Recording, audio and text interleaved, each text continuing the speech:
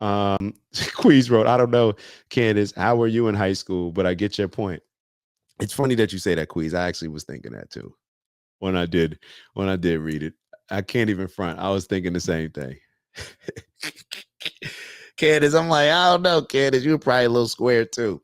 But yeah, shoot, let's take a deep look into it. You know what I'm saying? I just think that it makes an impact. I think that the high school experience is so significant that it sets our perspective on how we see the world in our most developmental stage, possibly, or maybe that biggest jump where we're going from 17, 16, 17 in high school, 18, turning 18, to now we're either in college or we're working in the real world. You know what I mean? Like, that's a significant jump. And now we're actually starting to experience the world. So high school is our last experience before we actually venture out of the community that most of us grew up in and actually explore the world. I think it just says a lot.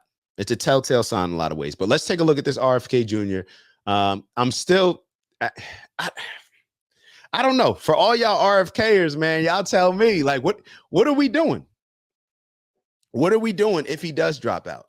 Maybe that's just something to consider. I'm hoping that he's not. I'm hoping that it's just maybe a play in it, or I'm hoping that he just decides not to and just to stay on mission. His vice presidential candidate, she did say that there's two options that it seems like right now. One would be to drop out and follow Trump, or the other would be to just keep going and continue to build this independent party. That's what I'm voting for. That's what I'm rooting for. All right, so let's take a look at this. Is it shared? We are good.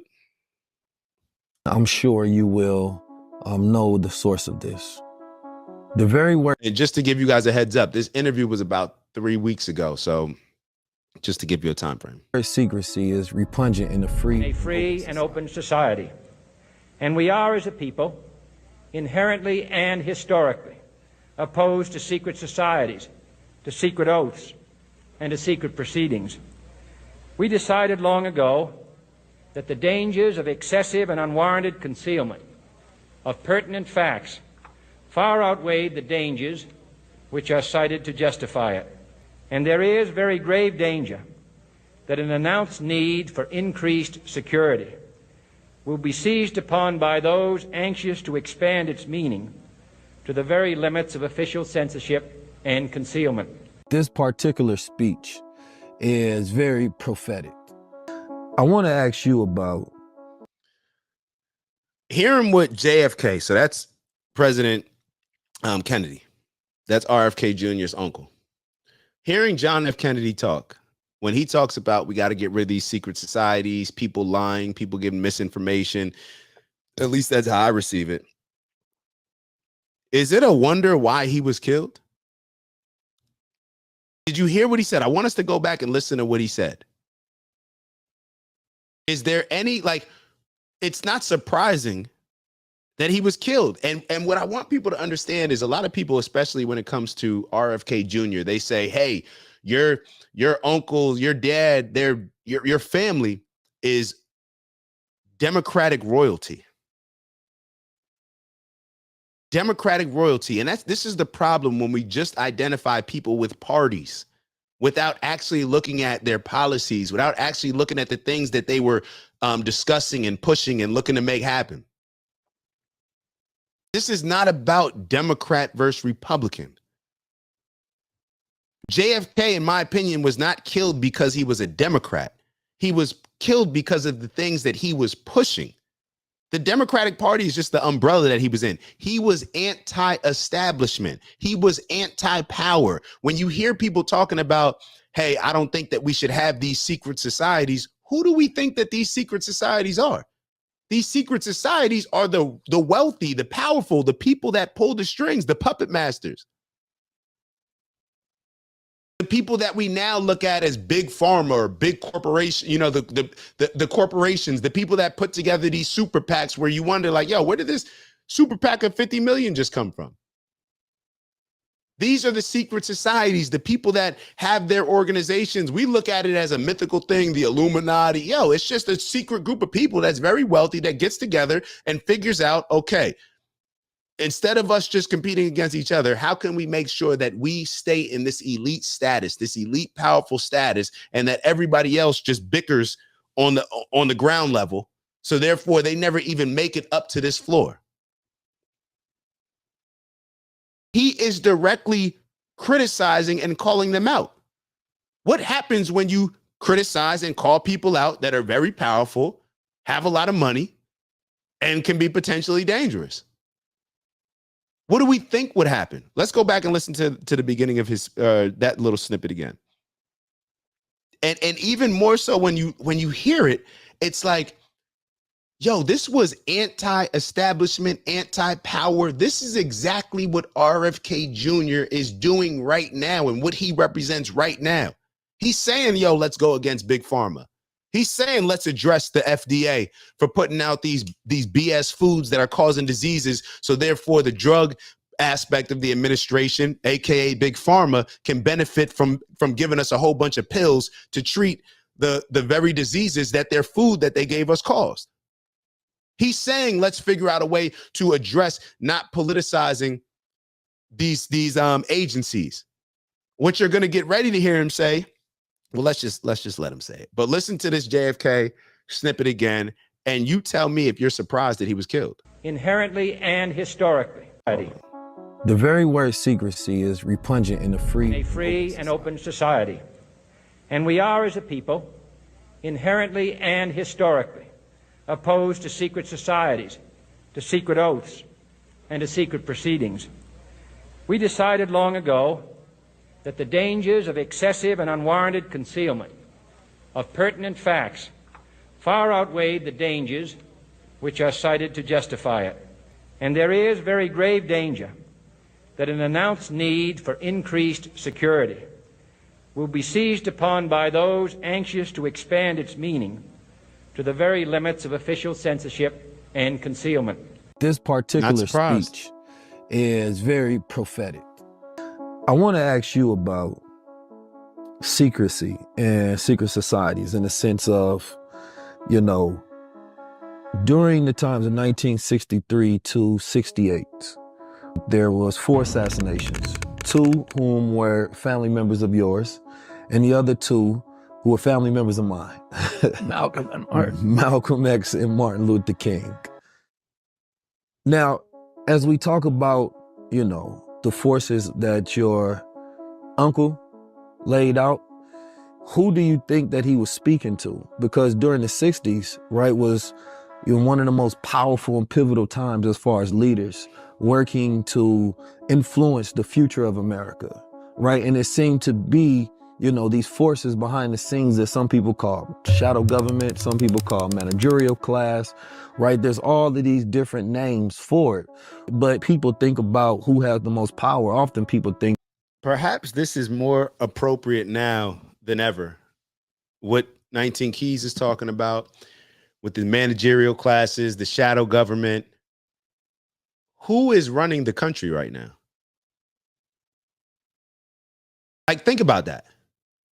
Who is actually running the country right now? I think that even the super Democrats, the super Joe Biden fans are even now to the point where they can acknowledge that Joe Biden is clearly not running this country.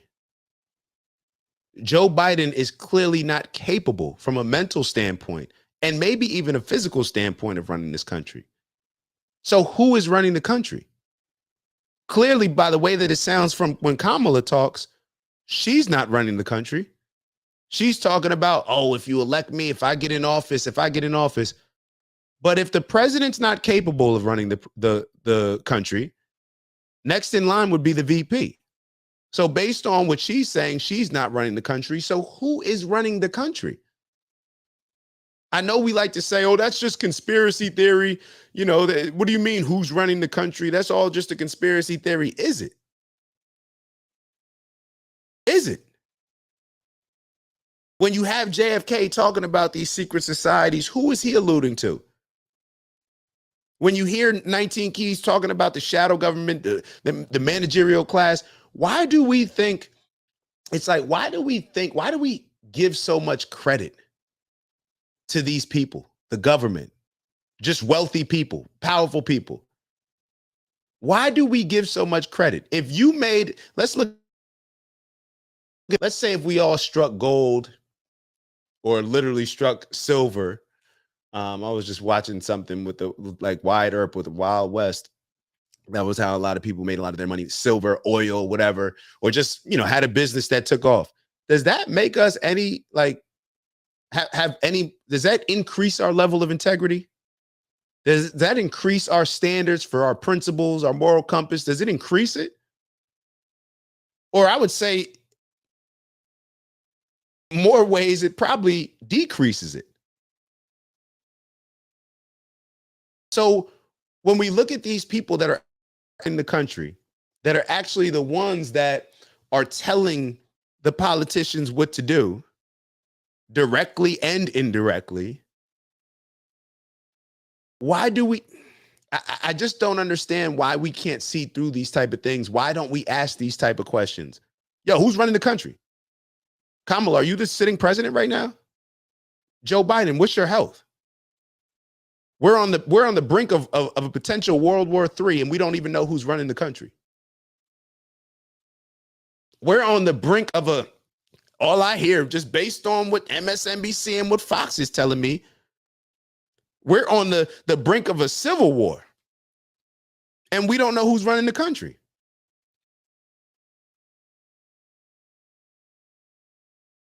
Is that not something that we should be concerned with? Let's keep going. That it is the president of the United States. So why would he have such a veiled speech in a manner, right, about secrecy and secret orders and secret oaths and secret proceedings, right? What was he alluding to? Just so that people know, that speech was my uncle, John F. Kennedy. Yes, sir. Yeah. Oh, and, I think he was warning us against the world that we now live in, which is one of his primary interests was keeping the country out of war. And he discovered very quickly into his administration that he was surrounded by an intelligence apparatus, military brass, who considered war with the Soviet Union not only to be inevitable, but also to be desirable and as quickly as possible, because at that point we had a larger arsenal than the Soviet Union. He refused to go to Cuba in 1961, and then again. So he was anti-war. Pay attention to what RFK Jr. just said. That war was not only inevitable, but what is the word that he used? Possible, because at that point we had not all this apparatus, military brass, and he discovered very quickly into his administration that he was surrounded by an intelligence apparatus, military brass, who considered war with the Soviet Union not only to be inevitable, but also to be desirable. Not only to be inevitable, but also to be desirable. Why do we think it was desirable? Because war makes certain people, the elite, more powerful, and there's a lot of money to be exchanged in war. I don't know whether it's money laundering. I don't know whether it's deals that are made, backhanded deals, alley deals, whatever it is. I don't know. But a lot of politicians have said, a lot of people that study this have said that war brings about a lot of money. We see what war does with the economy. It increases camaraderie. So war does have certain benefits. The problem is people die. So no matter what those benefits are they worth it? And when you have somebody who's speaking out against war, even though it makes the people at the top, the powerful people, the wealthy, the elite, even though it makes them perhaps more money, even though it makes the politicians more money, and you're speaking out against, I shouldn't say even though, when it makes those people more money and you're speaking out against it, they're not worried. They're not the ones that are going to be frontline in the war. They're not going to be the ones whose families are going to be fighting in the war. What is the famous thing that they said about Trump, or that they try to make fun of Trump, or he had like flat feet or bunions or something like that, or bone spur. I don't know what it was in his feet. I think there was, I don't know if it's true. I don't know, but apparently that's why, Trump didn't go to war. But these wealthy and elite people, they're not going to be the ones frontlining this war. It's going to be Gen Pop, the people that can't afford to get into VIP. That's who's going to be frontlining the war. So do you think that the wealthy and elite people, if they can benefit from it, care about the people at the bottom dying and suffering?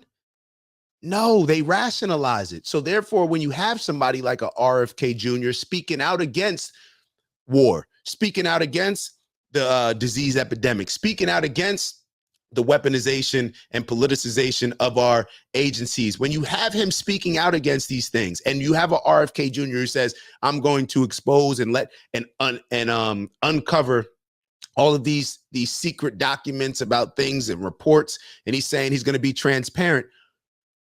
What? Of course they can't have him in office. Of course they're going to kill a JFK. What do we think's going to happen? And as quickly as possible, because at that point we look at it as, because we're not looking at it maybe through the lens of a lot of these politicians and the people in power, bro, they go to war. It's like business deals. A lot of this stuff is just business deals.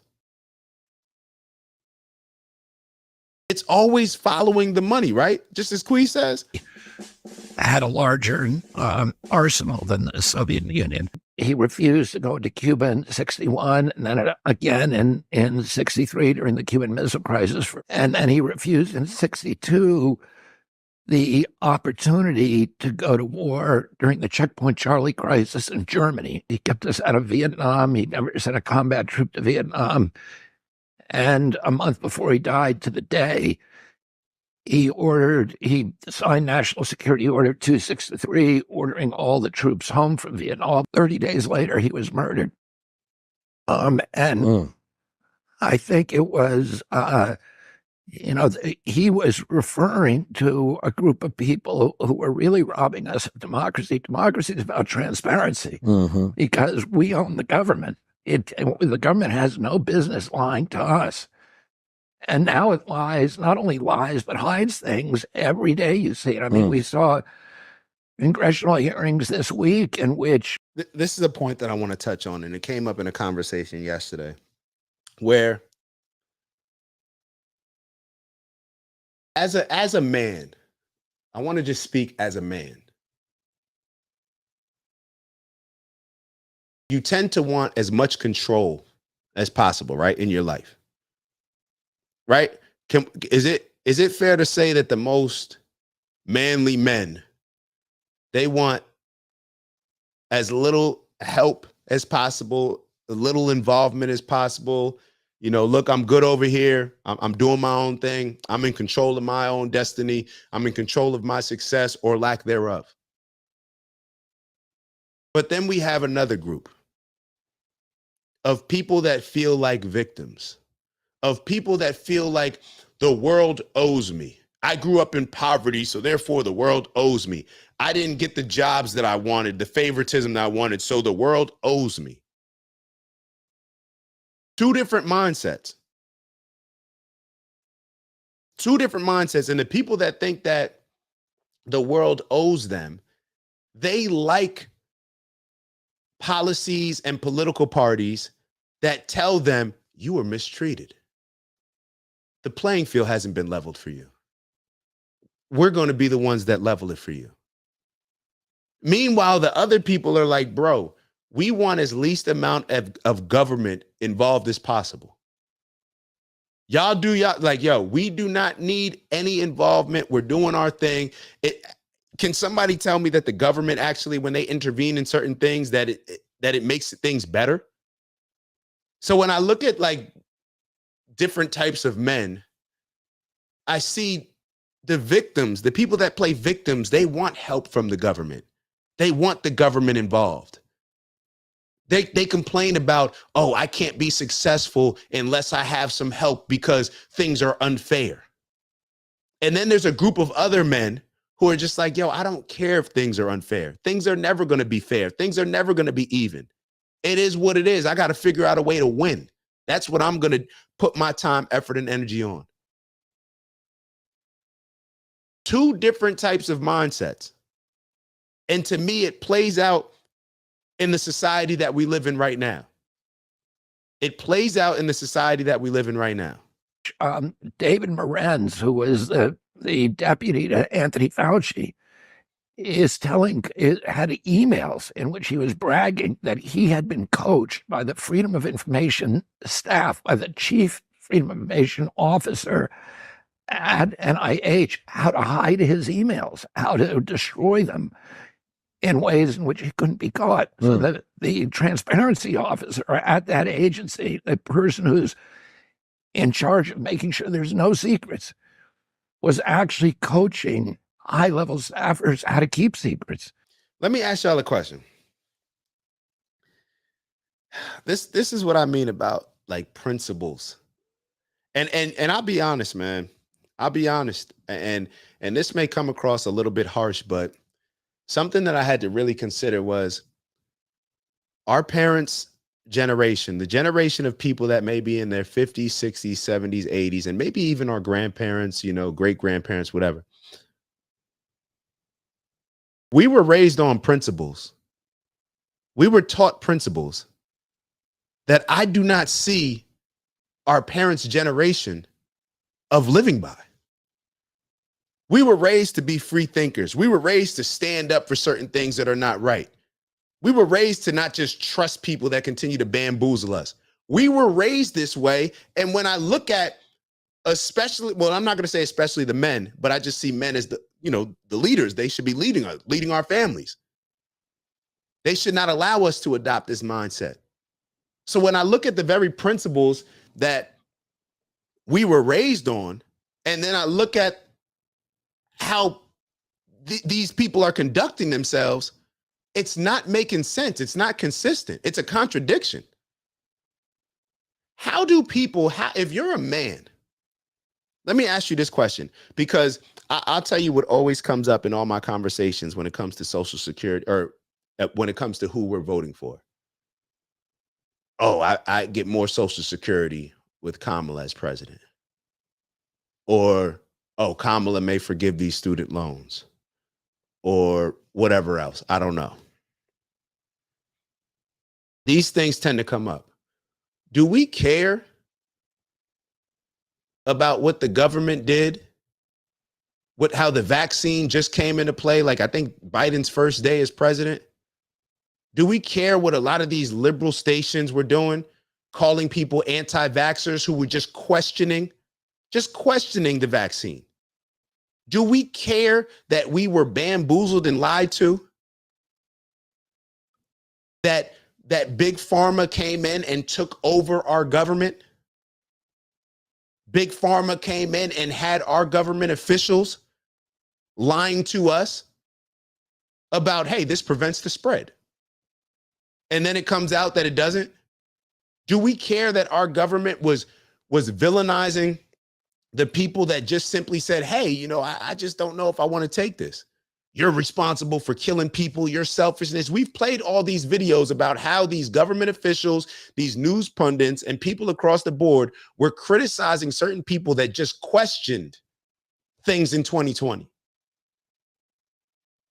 And then now, 2024, we know we were fooled. We know that they lied to us.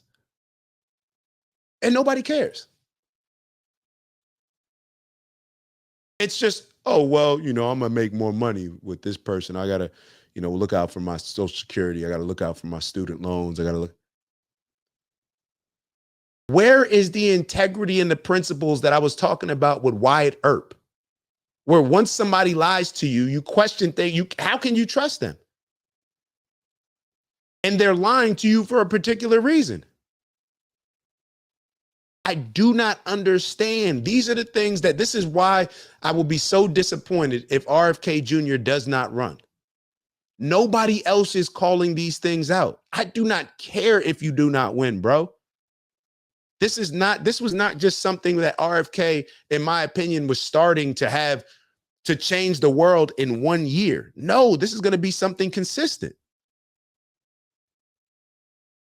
getting people back to their principles, getting people back to their values, getting people back to living healthier lives, getting people back to holding our leaders in government more accountable, to represent what we want rather than what the big corporations want.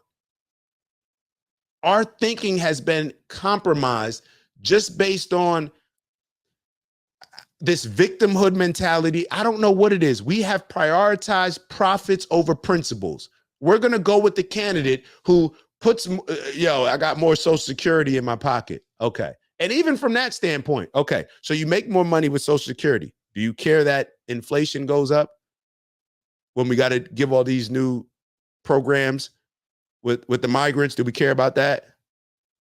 Do we care about the money that's now, or with the Inflation Reduction Act, all these people in the IRS that are now coming after people's taxes? Oh, you don't care about that because most people that actually experience that are the people that own the businesses. Because if you work for a corporation 9 to 5, they already take out your taxes. So people don't have to worry about that. So I guess they don't care about that. I don't know. It's like we are just so like narrow-minded in how we look at things.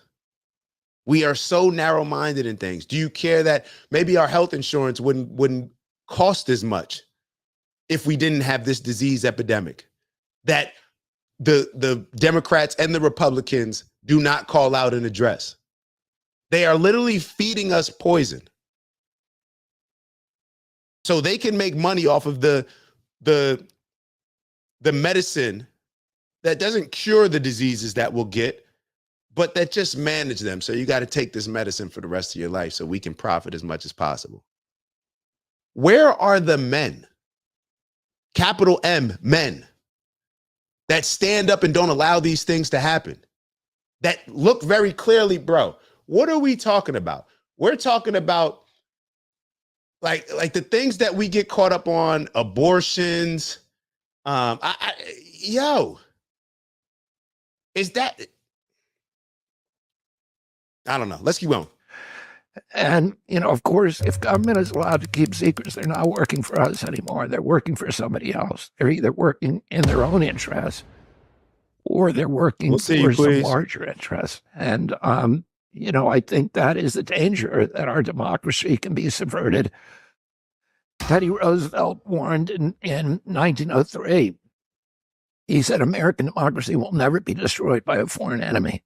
We're too powerful. We've got the oceans between us and any potential enemies, where we have a very, very strong military, a huge economy.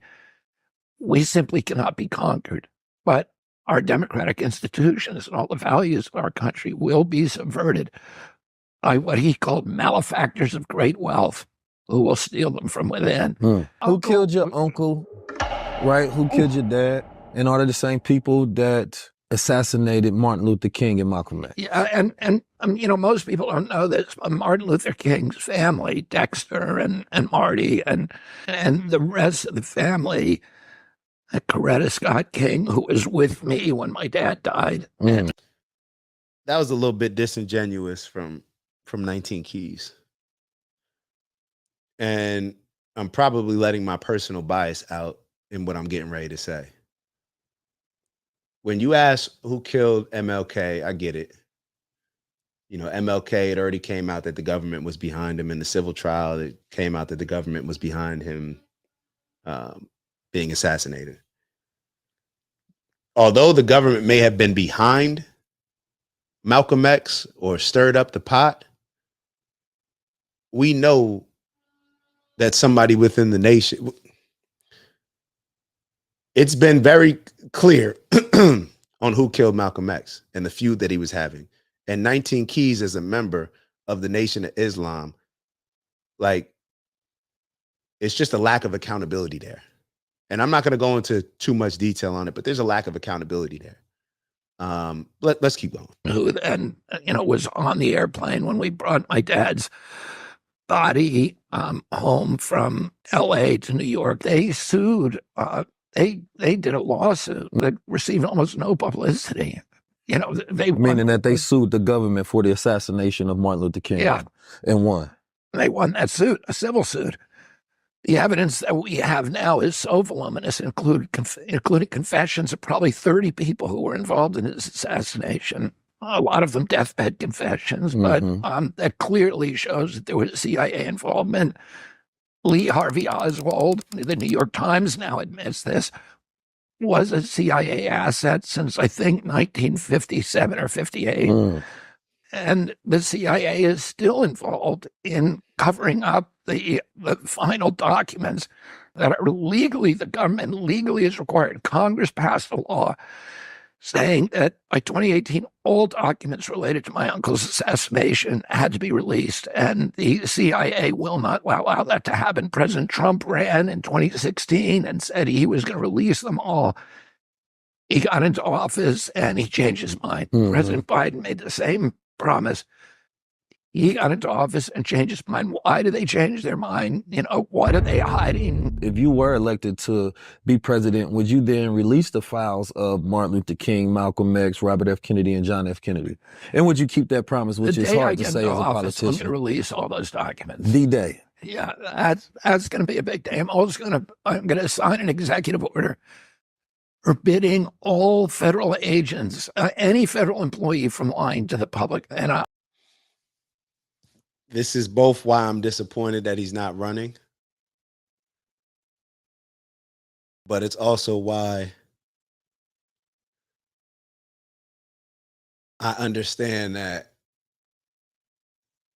the Democratic and Republican Party, and I should really say the powers behind the Democratic and Republican Party, well, I keep saying National Party, will never allow him to be in office right now. Well, I'm not going to say they're never going to allow him. They're going to do any and everything to keep him out of office. That's why I do not want him to just go join Trump's administration or even consider joining Kamala's administration. They're never going to allow him to do what he intends to do under the umbrella of those parties. It's just not going to happen.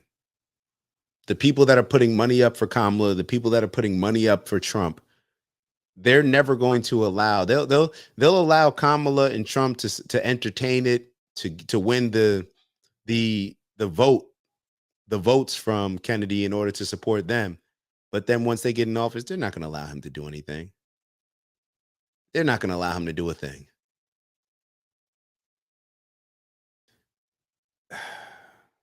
We got some big decisions to make. I think that the executive order is going to say any federal officer or official who lies to the public in conjunction with his official duties is going to immediately lose his job. I'm going to pass another executive order, day one, forbidding the CIA from propagandizing American people.